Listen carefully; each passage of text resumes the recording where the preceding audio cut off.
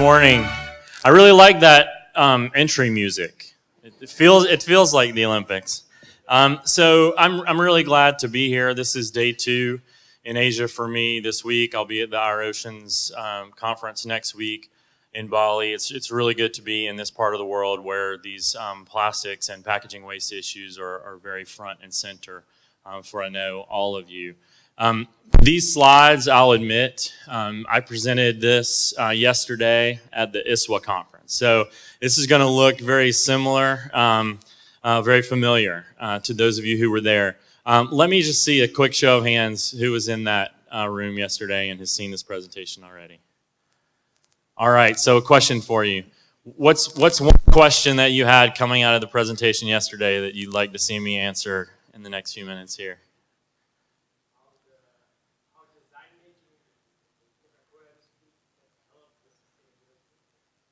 Great. All right, we'll try and do that, and if I don't, we'll come back to you at the end and see if I answer that question. So, as Jillian said, I'm here from Atlanta, and I'm representing the Coca-Cola Company, but in truth, and I really share Doug's optimism around, we're at a point right now where we're all sort of focused on solutions. I don't think it's just this group in this room, but, the energy and momentum towards solving these issues around the world is astounding. And in truth, I could be representing any of a number of global or regional or local brands who are all very focused on this. I'm going to spend a few minutes sort of talking through the Coca-Cola story, in terms of what we're working on, and then hopefully we'll have some time for questions throughout the day, and I'm really looking forward to today's conversation. So why is the Coca-Cola Company focused on packaging sustainability, plastics specifically?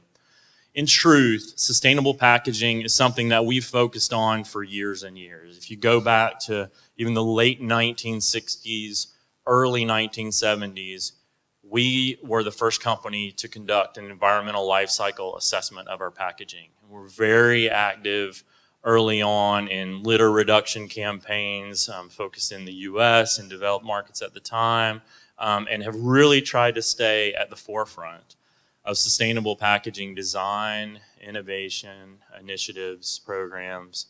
But in truth, over the last few years, we haven't kept on track with our own goals.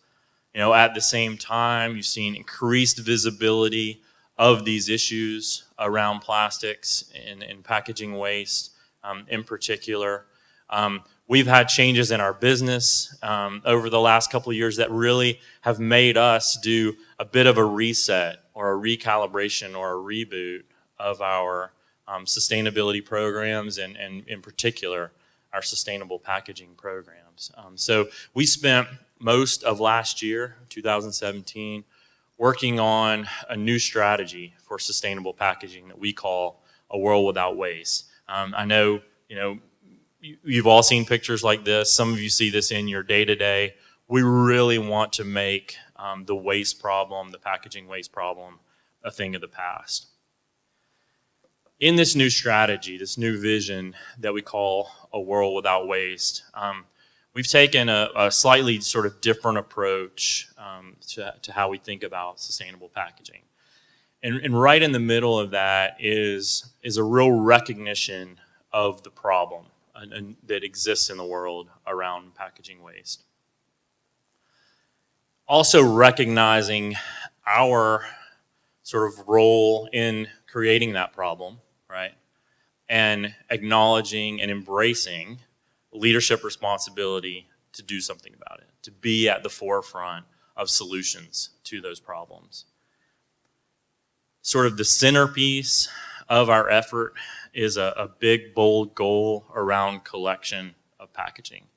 We want to help collect and recycle a bottle or can for every one we sell by 2030. When you think about Coca-Cola packaging, whether it's Coca-Cola or one of those other 500 products out there, you think about a bottle or a can, we have other packaging as well. So we have juice boxes, juice pouches, others. So for all of our packaging, all of our consumer packaging portfolio, we want to recycle the equivalent or help recycle the equivalent of 100% of that by 2030. So a real focus on plastics, of course, but a broad approach to our entire packaging portfolio. This is part of our broader strategy as a business to grow our business in the right way. We are, through those 500 brands and products around the world, we are becoming what we refer to as a total beverage company, with really diversifying our products and our packages around the world, and we really want to grow in the right way. So what are the details of this World Without Waste vision and program? When we look at it from the standpoint of our internal management of it, managing the implementation of this across a global system like ours, across 200 countries, we have 3 action pillars. Design, which is all about the package itself, putting more sustainable packaging out in the marketplace. Collect is about whatever the package is that we put in the marketplace. Let's see them come back, right? We fundamentally believe there's a value in every package that's out there after a consumer has enjoyed our products. We want to turn as many of those old packages as possible into new packages. So we got to bring them back. And then partner is a recognition that we can't do this alone. So, we want to be a leader in our industry. We think through this program, we are demonstrating that, but we can't do it alone, right? So it's partnership with our peers and competitors. It's engagement with our suppliers and customers. It's engagement with NGOs, community groups, governments, etc., to really make all of this happen. We've got some key goals under each of these areas. So around design, goal number 1 is to make all our consumer packaging 100% recyclable globally. This is a goal with a 2025 deadline. We're at about 85 or 90% today, and are really working hard to make sure that we can round that out by 2025. This is a combination of, sort of 2 aspects of this work is, making existing packaging that's not recyclable today more recyclable, but also thinking about moving to more recyclable packages when that's not possible with particular packages. Goal number 2 is to use more recycled materials in our packaging and also push around renewable materials for plastic through close collaboration with innovation labs, environmental experts, and mainstream suppliers. So we have a goal here to have 50% recycled material in all of our packaging by 2030. Goals for collect, and I mentioned the first one, it's make recycling more accessible to achieve 100% collection and recycling by 2030. We fundamentally believe there's no one-size-fits-all approach here. We've put together some implementation toolkits and materials for our global system as we've begun implementing the strategy. And through that effort, we studied collection systems around the world, and we genericized down to 5 different types of collection systems around the world that we see as sort of being equal if you look at the percentage of bottles and packaging that they bring back. And so we know that different things can work in different places, and we're literally going market by market, country by country around the world to figure out what is that existing system that's in place today, if there is one. Is it reasonable to expect high recovery rates, collection rates through that system, or do we need to think about moving to a different system? Goal number 2 is helping people understand what, how, and where to recycle, encouraging more people to recycle more often. So we, through this effort, are trying to leverage the power of our marketing influence to think about how we engage with consumers in a different way. We've already seen a couple of our business units around the world play around with marketing that engages consumers around recycling. We'll be doing more of that. And also, I think through our partnership efforts and broader industry associations and what have you, we'll be doing more of that as well. Around partner, the goal here is a little less quantitative, but it's work together to support a healthy, debris-free environment and oceans. You see NGO stakeholder logos here on the slide. Some of these are in the room, but This is not just about NGO stakeholders again. This is, engagement across our supply chain. So I mentioned suppliers and customers. It's engagement with community groups, other industry and governments as well. And I'll talk a little bit more about that as we go forward. I'm going to walk through a few of the new initiatives that are going on around the world as a result of this new program. Let me talk for a second about some of our global progress that we've made. So we launched this program back in January of this year. That was coming off the Oceans Pledge that we and a handful of others had made with the Ellen MacArthur Foundation last fall around recyclability. There could be some new announcements next week in Bali. We'll see about that. But as Doug said, lots and lots of commitments have been made, and lots of goals and targets have been set. A lot of great energy and momentum. From a global standpoint for us, since we launched in January, so we have 17 geographic business units around the world. So some of those are one country, like Mexico business unit or Brazil business unit. Others are 20 or 30 countries, like our Latin Center and Caribbean business unit. Those 17 business units, before we ever launched our strategy in January, we had high-level plans from all 17 business units as to how they would live out the strategy. And with that in hand, we launched in January, and then we said to business units, okay, implement. Now it's time to implement that high-level plan.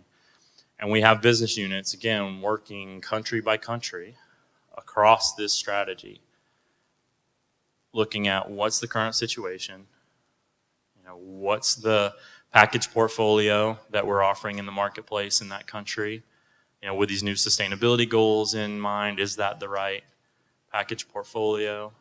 How do we think about improving that from a design standpoint? What's that collection system? How do we think about improving that? Who are the key partners, and how do we take it forward? We've got, in every business unit, cross-functional teams ranging from half a dozen to a couple dozen people that are out implementing this. Tremendous amount of energy across the Coca-Cola system on this one. A lot, obviously, in this part of the world, based on the high, criticality of the issues over here. I've been at Coca-Cola for over 22 years. It's the most energy and enthusiasm around any sustainability program that I've ever seen in my time at Coca-Cola, and I'm very optimistic, that we'll all, work together to make this happen. From the standpoint of our global engagement, we've seen tremendous involvement of our procurement organization, our packaging procurement teams. We had a webinar back in the spring of this year with 150 representatives from our packaging suppliers of all package types. Each of our procurement leads for the various package types are now driving specific strategies around each package. So, for plastics, we know, you guys know more than anyone, what the challenges are, specific focus with the suppliers around that. Aluminum cans, a little bit different, specific focus there. Juice boxes, juice pouches, closures and labels, all driving programs forward.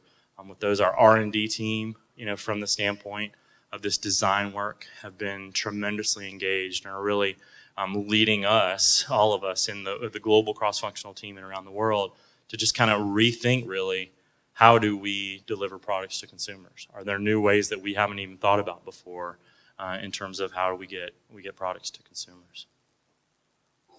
From the standpoint of the regional and the local implementation, I'm going to talk for a minute about some of the progress specifically related to design, and then collect, and then partner.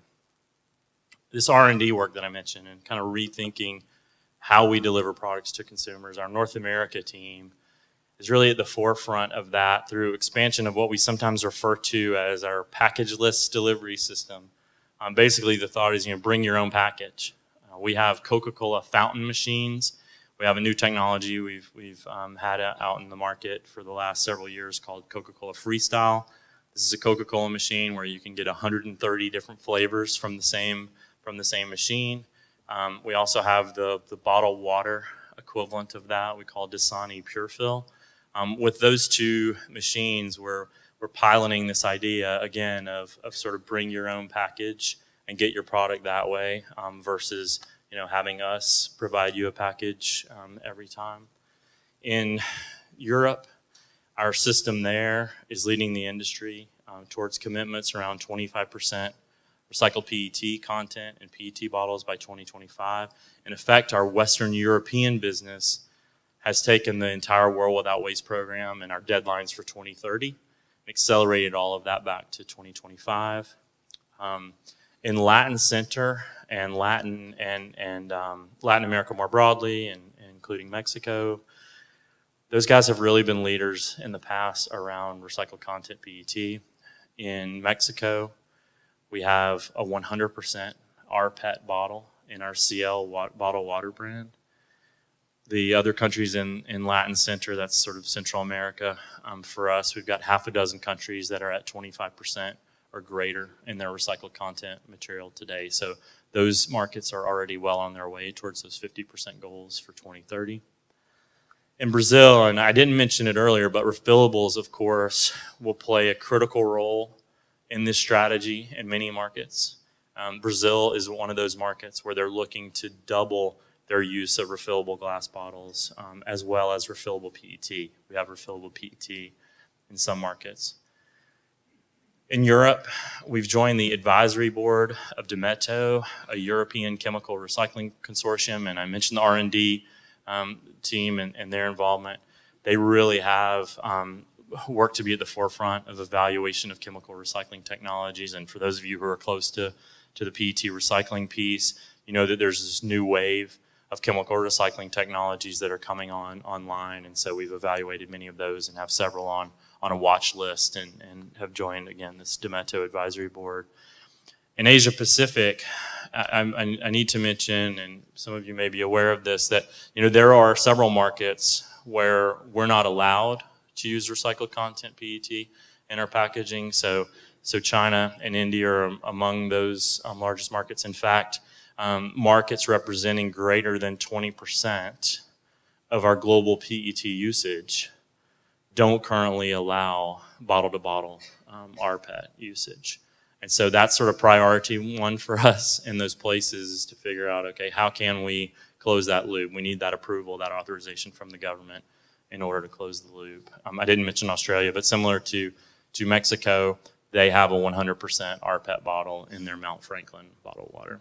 And so as we implement this plan, now to 2025 for the recyclability goal and 2030 for the other goals, you'll see these pockets of places around the world that go sort of further faster.